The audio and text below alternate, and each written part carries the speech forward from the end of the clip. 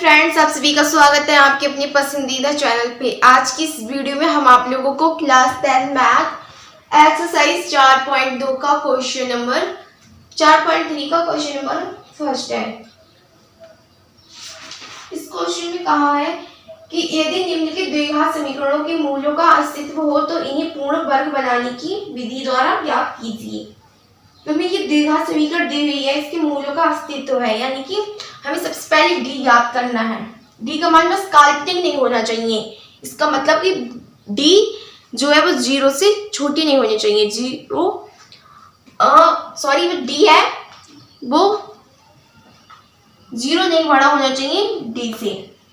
अगर इस कंडीशन हुई इसमें इस इक्वेशन में तो ये काल्पनिक समझे जाएंगे, मतलब काल्पनिक होंगे मूल। या डी बराबर होना चाहिए जीरो के, या डी बड़ी होनी चाहिए जीरो से। ठीक है, सबसे पहले हम डी निकालेंगे। डी में हमारा सूत्र होता है B square minus 4ac। D बराबर बी की हमारी वैल्यू है -7 का whole square minus 4 into A की वैल्यू है हमारी 2। ए होता है हमारा एक्स स्क्वायर का गुणांक और बी होता है हमारा एक्स का गुणांक और सी होता है अचर पद, जो कि हमारे यहाँ पर 3 है। सी अचर पद 3। तो डी बराबर 7 का होल स्क्वायर माइनस 7 का होल स्क्वायर 49 माइनस यहाँ पर सी की वैल्यू है हमारी 3। 3 दूनी 6 और 6 चौक 24। तो डी बराबर 25। जो डी है वो हमारी बड़ा है जीरो से, यानी कि इसमें ये कंडीशन फॉलो हो रही है। अतः इसके मूल वास्तविक और असमान होंगे। यहाँ पर लिखेंगे हम वास्तविक और असमान। हमें पहले ही पता चल गया, डी से ही हमें पता चल जाता है कि हमारे मूल है बराबर आएंगे, फरे में आएंगे, कि एक समान आएंगे कि नहीं आएंगे, हमें सब पता चल जाता है इस डी से ही। तो हम इसे पूर्ण वर्ग विधि से, इसमें कहा था कि पूर्ण वर्ग विधि से इसे हल करो, तो हम इसे अब पूर्ण वर्ग विधि से हल करेंगे। ठीक है, पूर्ण वर्ग विधि में सबसे पहले हमारा जो समीकरण है 2x² minus 7x plus 3 is equal 0। हमें पूर्ण वर्ग विधि में एक्स स्क्वायर का गुणांक एक होना चाहिए, खाली एक्स स्क्वायर का गुणांक हमेशा एक ही होना चाहिए पूर्ण वर्ग विधि में। और इधर हमें एक्स का गुणांक होता है उसके आधे का स्क्वायर करेंगे। ठीक है, तो देखते हैं सबसे पहले हमें एक्स स्क्वायर का जो ये गुणांक है यहाँ पर एक लाना है, तो एक लाएंगे तो इसे हम 2 से भाग करेंगे। इस पूरी समीकरण को 2 से भाग करने पर दोनों पक्षों में, इधर 0 से भाग करेंगे 2 को, हम 0 को भाग करेंगे 2 से 0 ही मिलेगा। और इधर x² माइनस 7/2 x प्लस 3/2। अब हमने एक्स स्क्वायर का गुणांक 1 कर लिया, इसका गुणांक अब कितना है 1 है, 2 से 1 कर लिया। अब यहाँ से हमारा जो है वो क्वेश्चन का सॉल्व होना स्टार्ट होगा। हमें एक्स स्क्वायर का गुणांक एक ही रखना है। हमें से एक बात याद रखना है कि हमें एक्स स्क्वायर का गुणांक हमें से एक रखना है। अगर ये नहीं किया तो ये क्वेश्चन सॉल्व नहीं हो पाएगा। तो यहाँ पर एक्स स्क्वायर माइनस हमने कहा था यहाँ पर 7/2x कि बाई जो x का गुणांक b है इसका आधे का वर्ग, यानी 7/2 तो है ही पहले से, और इसका और आधा करेंगे तो 7/4 का होल स्क्वायर एक बार जोड़ेंगे और एक बार घटाएंगे। ये स्टेप याद रखनी है और वैसे का पूरा वैसे सेम उतार देंगे। हमें क्या करना है, हमें सबसे पहले एक्स स्क्वायर का गुणांक 1 लाना है और जो एक्स का गुणांक b है उसका आधे का वर्ग करके हम जोड़ेंगे और आधे का वर्ग घटाएंगे। बस इतना ही याद रखना है इस विधि में और कुछ नहीं। अब यहाँ से एक फॉर्मूला बन गया, x माइनस बी का whole square. x minus y का होल स्क्वायर बोले तो a माइनस बी का whole square, a square plus b square minus 2ab। तो यहाँ पे लिखेंगे हम x माइनस 7/4 का होल स्क्वायर माइनस 7×7 इसका स्क्वायर खोलेंगे और 4 चौक 16 प्लस 3/2 ऐसे ही। ठीक है,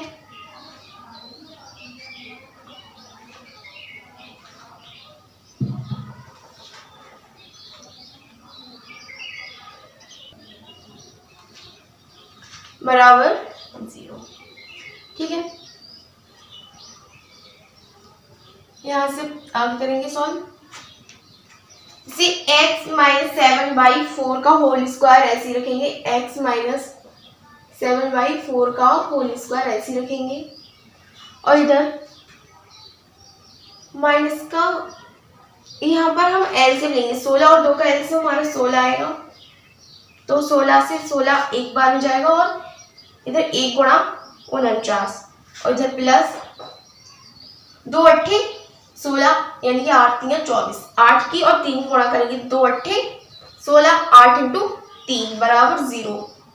फिर x माइनस 7/4 का होल स्क्वायर, इसको ऐसे ही रखेंगे, और इधर 16, इधर माइनस के 49 ज्यादा प्लस के 24 कम है, तो 9 में से 4 के बचे 5 और 4 में से 2 के बचे 2, यानी कि माइनस के 25/16 बराबर 0। तो यहाँ से x माइनस 7/4 का होल स्क्वायर और इधर माइनस 5/4 का होल स्क्वायर इज इक्वल 0 हो जाएगा कि 5 का 5 25, यानी कि 5 का स्क्वायर 25, 4 का स्क्वायर 16, तो हम एक ही बार लिख देंगे 5/4 का होल स्क्वायर। तो आगे x माइनस 7/4, यहाँ से हमारा एक फॉर्मूला लगेगा, और a square minus B square, a square minus B square का हमारा सूत्र होता है a plus B in bracket a minus B. तो एक में हम a प्लस बी यानी 5/4 और एक में a माइनस बी, बोले तो x माइनस 7/4 तो हमारा पहले से ही, और माइनस का 5/4 इज इक्वल 0। तो यहाँ पर एक बार x minus 7/4 plus 5/4 is equal 0, और एक तरफ x minus 7/4 minus 5/4 is equal 0। तो यहाँ पर x ऐसे ही, इधर l से हमने लिया 4, तो इधर हो जाएगा 7 प्लस 5 इज इक्वल 0, और x बराबर इधर माइनस के उधर जाके हमारे हो जाएंगे प्लस के, और 7 में से 5 के बचे 2, यानी कि प्लस के 2/4, 2 से हमने 4 को काट दिया तो 1/2, तो हमारी x की वैल्यू आई 1/2, और इधर x माइनस एलसीएम आ गया 4, तो इधर 7 माइनस 5 बराबर 0, और x माइनस 13 7 5 12/4 बराबर 0, 4 3 12, x माइनस 3 बराबर 0, तो x की वैल्यू 3 आई। तो हम लिखेंगे अतः पूर्ण वर्ग विधि से हमारे जो हल आए हैं वो हमारे एक तो आया है, यहाँ पर लिख देंगे, एक हमारा आया है x बराबर 1/2 और एक आया है 3।